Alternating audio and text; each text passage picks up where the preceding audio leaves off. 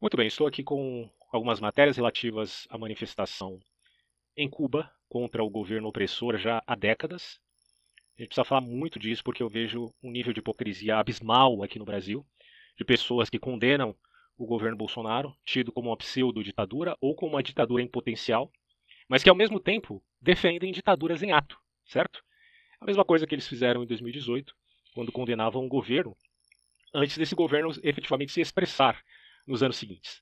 Hoje eu sou crítico ao governo Bolsonaro, isso não é novidade aqui no canal, uma vez que vejo no bolsonarismo muitos erros, tanto do governo quanto dos seguidores do governo, daqueles que fazem do político um político de estimação, um messias, alguém a se seguir, sem considerar criticamente, sem considerar ceticamente a política que esse mesmo governo com sua equipe fez. E o governo Bolsonaro tem sido um grande escândalo em muitas áreas, a gente não precisa nem tocar muito nesse assunto. Só que isso não implica que os erros do bolsonarismo venham a dar subsídio para que agora a esquerda se orgulhe daquilo que ela fez no passado, que ela continua fazendo no presente. Porque além dos escândalos de corrupção que se viu na esquerda durante todo esse período dos anos 2000 para cá, ainda nós temos o fato de que eles apoiam ditaduras vergonhosas. E é isso que eu queria falar a respeito aqui. É mais ou menos igual a música do Cazuza, né? Ideologia, eu quero uma para viver, diz a música. Só que a grande realidade é que hoje, além da ideologia, também existe a hipocrisia, né? Então talvez a música fosse mais adequada se cantasse hipocrisia, pelo menos para o Brasil de 2021. Hipocrisia, eu quero uma para viver, né? Cada um tem a sua própria hipocrisia seguindo o mote da sua ideologia. Uma coisa assim, vergonha. Esse país, o Brasil, é uma vergonha. A velha esquerda é uma vergonha. Dizem que tem uma nova esquerda vindo aí, né?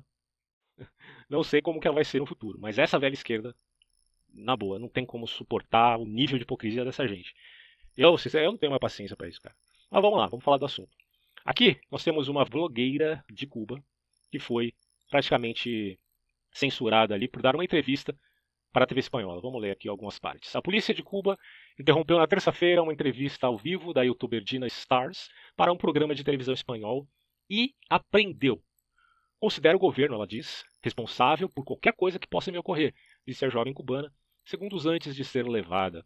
A influenciadora digital com milhares de seguidores nas redes sociais se mostrou uma dura opositora ao governo de Miguel Díaz-Canel. E nos últimos dias, deu várias entrevistas para contar o que ocorria na ilha, que teve no domingo os maiores protestos contra o governo e a crise socioeconômica desde 1994. Bom, a notícia completa vocês podem ler aqui neste link, certo? Eu vou passar agora para falar um pouquinho sobre a Juliana Paz, que mais uma vez se mostrou aqui comedida entre polêmicas, porque ela mandou uma hashtag Cuba Livre, né, e muitas pessoas a criticaram chamando-a de bolsonarista. Quer dizer, então não dá para você vir aqui nesse canal e dizer que os extremos não se tocam, porque a coisa é evidente. Os métodos deles são muito similares. Só a ideologia que muda. Mas no final a prática será de acordo com o método, não de acordo com a pseudo-ideologia que eles apregou. No final, ambos vão ser hipócritas, né? Então, eu não estou aqui querendo dizer que a Juliana Paz é perfeita, pelo contrário, todo mundo tem suas dificuldades, seus problemas. Mas o fato dessa mulher ser sensata em dizer que não é a favor do Lula e do Bolsonaro a tornou inimiga de muitas pessoas. É um negócio que, meu Deus, que país é esse, bicho? Como diria, perguntaria Renato Russo, né? Temos aqui um vídeo do Che Guevara, vamos dar uma vista nisso aqui, vamos lá. Só para vocês relembrar o que significa Cuba e o senhor Fidel. Tras apenas 4 años de haber llegado al poder, Ernesto Guevara se convierte en una de las principales banderas propagandísticas de la Revolución Cubana. Durante su intervención ante la Asamblea General de las Naciones Unidas, el 11 de diciembre de 1964, Guevara, haciendo uso de su derecho a réplica y debido a las constantes interrogantes de los delegados presentes, reconoce la realización de ejecuciones en la isla. Fusilamientos, sí. Hemos fusilado, fusilamos y seguiremos fusilando mientras sea necesario. Nuestra lucha es una lucha a muerte. Muito bem. Vocês podem ver esse discurso de Che Guevara aí no YouTube facilmente, tá? Esse é um dos links que tem aí, mas enfim, tem documentários falando desse sujeito. Aí eu pergunto pra você, você acha justo vestir a camisa do Che Guevara? Quer dizer, é inacreditável que ainda tenha gente que se orgulhe de vestir a camisa de uma pessoa que fuzilava os outros em nome de um pseudo-mundo melhor, né? O mundo dos revolucionários. E olha o mundo melhor do Che Guevara. Olha aí, 2021, como está Cuba. Aí você vai falar, Cuba tá ruim por conta do embargo, como diz o Lula, como diz a Dilma, como diz o Boulos. Eu vou falar ainda sobre esse embargo aí, tá? Mas uma coisa é certa. As falas dos políticos do Brasil passando pano para Cuba é uma das coisas mais nojentas que eu vi na vida. Porque são os mesmos que vão nas ruas pedir o impeachment do Bolsonaro, cara. As mesmas pessoas. Como é que pode ser um cara pode ser a favor de Nicolás Maduro, de Che Guevara, de Fidel Castro, e ao mesmo tempo ser contra o bolsonarismo? A única maneira coerente de você ser contra o Bolsonaro é você sendo contra o Nicolás Maduro. Ah, mas é porque somos de ideologias diferentes. Então é isso que justifica a sua moral, né? A sua ideologia. Não importa que, em nome da ideologia, se pratique o mal, se permita que pessoas morram, pessoas inocentes, porque a ideologia é o que importa. Que coisa bizarra, bizonha, patética, maligna, né? Não tem nem o que dizer. Depois você assistem esses vídeos aí com mais detalhes. Aqui eu tenho alguns pontos ainda a esclarecer sobre as manifestações. Deixa eu ver se eu abro o link aqui.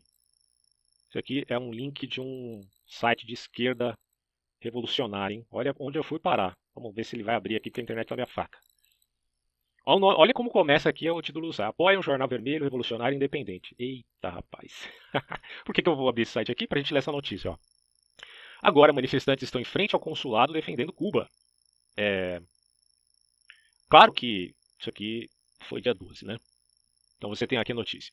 Diante das provocações do governo Joe Biden, que buscam desestabilizar o regime na ilha de Cuba, milhares do Partido da Causa Operária, o PCO, em conjunto com companheiros dos comitês de luta e de outras organizações, se encontram na tarde desta segunda-feira, dia 12, em frente ao consulado cubano em São Paulo. A manifestação tem como objetivo não só se solidarizar. Ai, fechou o site aqui. Que loucura, hein? Eu vou fechar, mas vocês já entenderam, né? Os caras ficaram lá na frente do consulado para se solidarizar ao governo, vejam vocês, não do John Biden, dos Estados Unidos, nada a ver. É solidarizar ao governo cubano. Tá? E aí eu fiz o favor, deixa eu só fechar isso aqui, de entrar também num site de extrema direita agora, né? Só para você ver as pessoas que estão aqui, Augusto Nunes, Guilherme Fiuza, Ana Paula, Constantino, esse pessoal aqui, eu acho, sinceramente, eu tenho muitas críticas a fazer a essa gente pela defesa quase irrestrita ao governo, certo? Só que diante da hipocrisia da esquerda, você consegue achar nesse site algumas falas dos próprios esquerdistas que os caras de direita não poderiam perder a oportunidade de deflagrar, certo? Então, pelas falas, não propriamente pelo site, aí cada um saiba aí se vale a pena ou não ler isso aqui, mas das falas a gente pode, pelo menos, olhar e dizer, olha o nível do absurdo. Comecemos por Lula. Ele vai dizer o seguinte, o que está acontecendo em Cuba de tão especial para falarem tanto? O que será, né, Lula? Houve uma passeata. Inclusive, viu o presidente de Cuba na passeata? Uma passeata, meu Deus do céu, bicho. Quem que hoje em dia fala um negócio desse? Passeata. Bom, conversando com as pessoas. Cuba já sofre 60 anos de... Quer dizer que, olha o que o cara está dizendo. Ele está dizendo que Cuba sofre 60 anos de bloqueio econômico dos Estados Unidos. A ditadura é normal, tudo bem. O embargo, aí é isso, mano. Esse é o Lula. A esperança do brasileiro para acabar com o vilão Bolsonaro. Que coisa, né? Aí você tem aqui outra fala dele. Se Cuba não tivesse um bloqueio, poderia ser uma Holanda. Meu Deus, é claro que ele não acredita nisso aqui que ele escreveu. Se é que foi ele que escreveu, né? Tem um povo intelectualmente preparado, altamente educado, mas Cuba não conseguiu nem comprar respiradores por causa de um bloqueio desumano dos Estados Unidos da América. Olha, sinceramente, meu amigo, eu sou contra esse embargo aí dos Estados Unidos. Eu acho que não faz sentido, mas hoje em dia vocês têm isso, tá? Teria que ser revisto. Agora, dizer que a culpa dos Estados Unidos, da calamidade cubana é culpa dos Estados Unidos, é de uma hipocrisia que não tem limites. Pode ter certeza, Lula, que aqueles que votam em você são pessoas que só podem ser alienadas, ou eles estão mancomunados com o grande esquema dessa esquerda hipócrita, a velha esquerda, ou então eles são pessoas que não tiveram oportunidade de entender o que você realmente representa. Um defensor, um amigo de ditadores, de opressores, de gente que matou pessoas inocentes. Você, Lula, é inimigo dessas vítimas, um dos inimigos. Né? O maior inimigo delas foram seus próprios algozes. Outra fala dele, o Biden deveria aproveitar esse momento para ir à televisão e anunciar que vai adotar a recomendação dos países na ONU de encerrar esse bloqueio.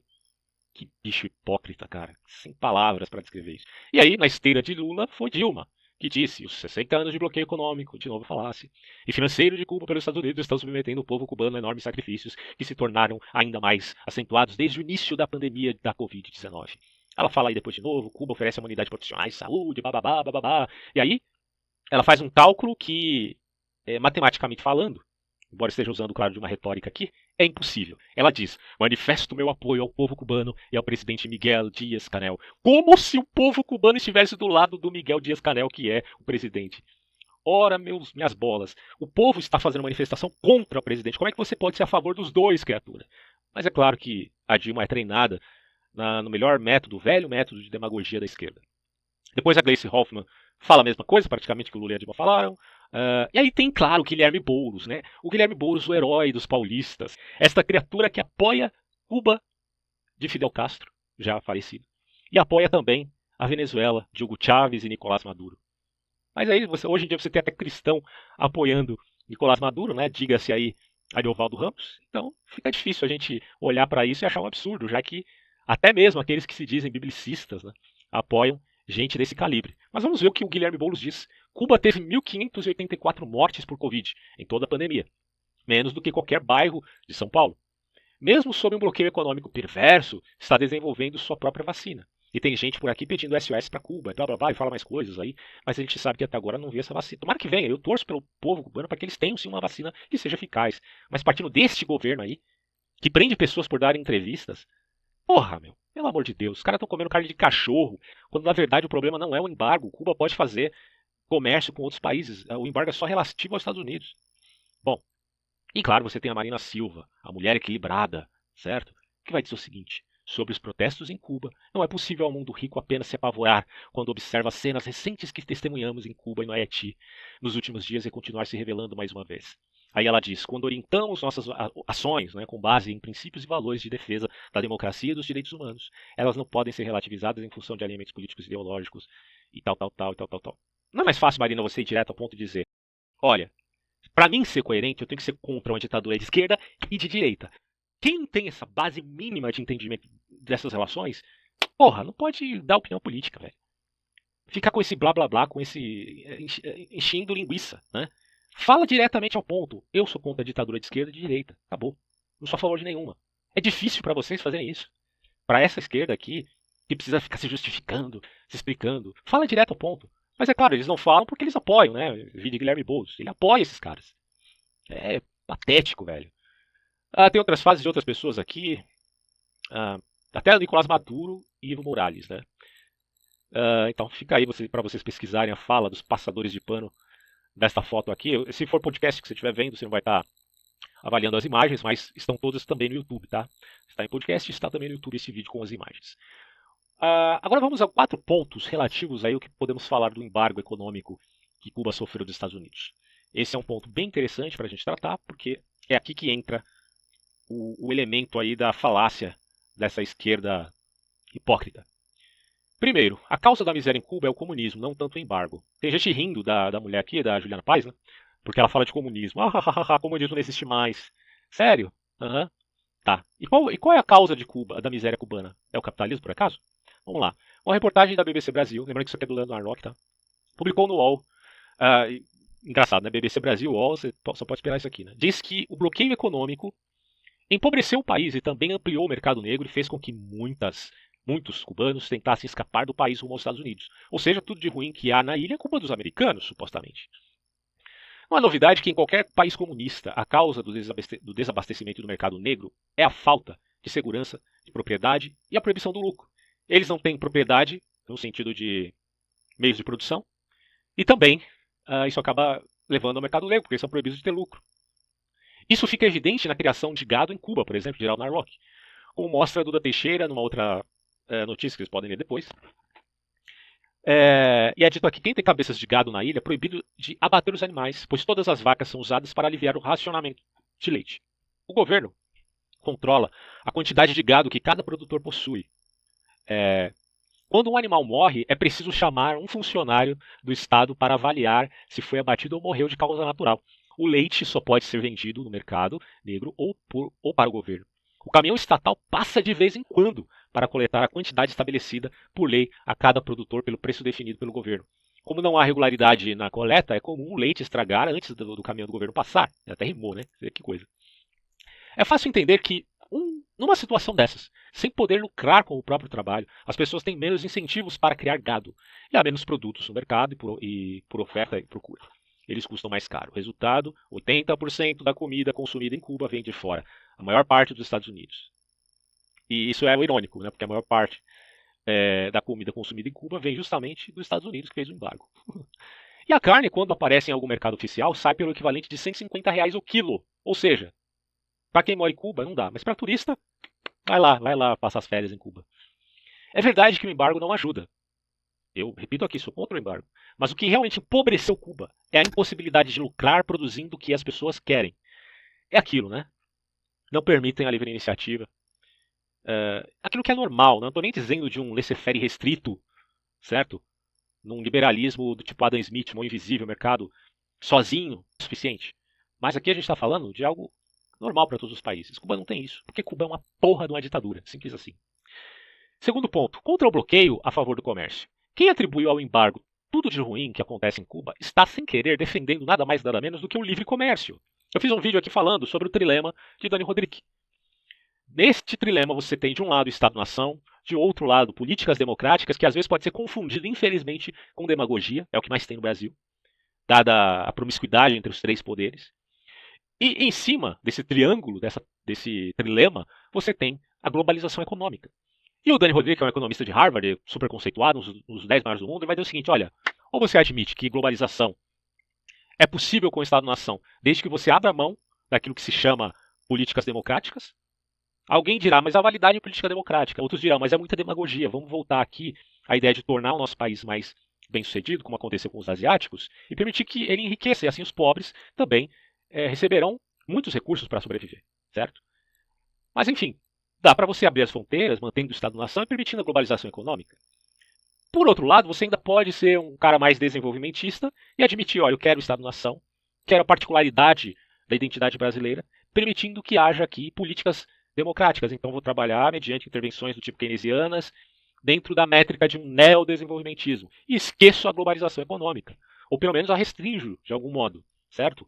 Ou ainda, para alguns, se admite até a hipótese de uma união não mais europeia, mas uma união mundial, que se diga federalismo global, para que haja, enfim, abertura para uma democracia total, já que isso abrange o mundo inteiro, e resolve os problemas relativos ao mundo, não à nação, incluindo pandemia, superpopulação e uma caralhada de coisas aí que tem a ver com as temáticas mais abordadas no mundo hoje, ruptura tecnológica, etc. e tal.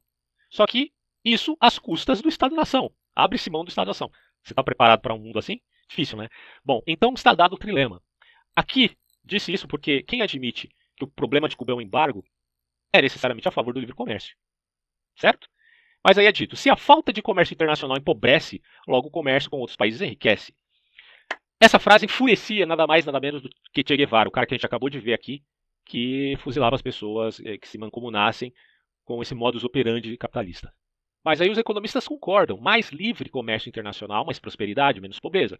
Uma vistosa prova disso são os poucos países que dos anos de 1960 para cá fizeram todo o contrário de Fidel Castro. Coreia do Sul, Singapura, Hong Kong, tão pobres quanto Cuba há 50 anos atrás. Eles abriram a porteira para o capitalismo internacional e hoje estão mais ricos que a Europa. Não sei se estão efetivamente mais ricos que a Europa, mas claro que estão muitíssimo mais ricos do que Cuba. Será que Cuba vai seguir esse caminho? Fica a pergunta.